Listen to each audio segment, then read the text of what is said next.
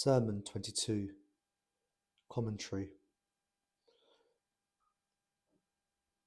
The historical context of this sermon was that after Uthman's assassination, there was a coalition of rebels from Egypt, Kufa and Basra, many of whom were genuinely angered by Uthman's nepotism and disrule. Imam Ali became caliph, and he refused to immediately punish the killers because of a number of reasons. The first is that the Ummah was in chaos and he needed unity first, and the second, a proper judicial process was required because there were many rebels who had already mixed with his own supporters. Muawiyah, who was Uthman's cousin and governor of Syria, exploited this to refuse allegiance to Amir al-Mu'mineen, Ali, raising the banner instead of taking vengeance for the blood of Uthman and accusing Ali of complicity or at least sheltering the killers. This sermon is Imam Ali's direct refutation of that propaganda, delivered when Muawiyah's letters and emissaries began arriving in Kufa demanding vengeance for the blood of Uthman. In Shia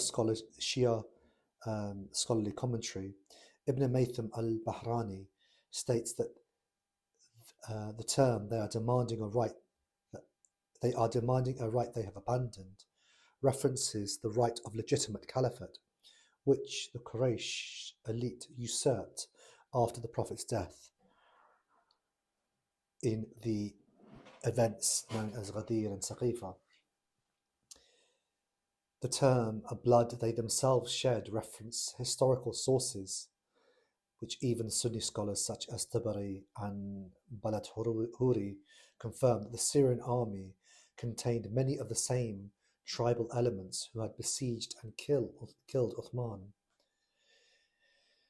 The strongest proof against Muawiyah is his own silence during Uthman's siege. He deliberately withheld Syrian troops to let the caliph be killed, then used his death as a political tool. Allama Majlisi, in his Bihar al-Anwar, quotes numerous narrations from the holy Imams stating that this sermon is a clear declaration of Imam Ali's innocence and Muawiyah's complete hypocrisy. The term "nursing from a dry mother" references clinging to the dead cause of the Umayyads' supremacy, which had no milk, i.e. no legitimacy, left after the Prophet appointed Amir al-Mu'mineen Imam Ali alayhi salam. And the term "reviving a dead innovation" references the pre-Islamic ignorance, the concept of tribal vengeance and hereditary rule. Allama Tabatabai states that the logical structure of this sermon is devastating.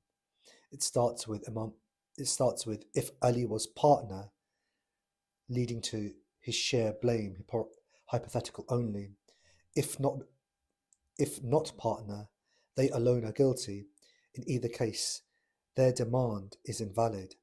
This is used as proof that political slogans, such as Dar al-Uthman, can be the exact opposite of truth. Contemporary scholars such as Ayatollah Mukarram Shirazi and Jawadi Amali state that the phrase "the edge of the sword is the cure for falsehood" references the classical justification for defensive jihad against the rebellion, Abaghi. "May the mourning woman mourn over them" is reference to a prophetic announcement of their inevitable defeat at Safin and later humiliations. The closing affirmation of Yaqeen, certainty, is evidence of Amir al-Mu'mineen's infallibility. He fights not out of doubt or fear, but out of absolute conviction in divine appointment. The sermon is regarded as the definitive refutation of the Umayyad propaganda that painted Amir al-Mu'mineen Imam Ali as responsible for Uthman's death, proof that the demand for vengeance was nothing but a pretext for a power grab by Muawiyah, and a timeless model for responding to false accusations, combining logical demolition, moral outrage, and unwavering confidence in divine justice.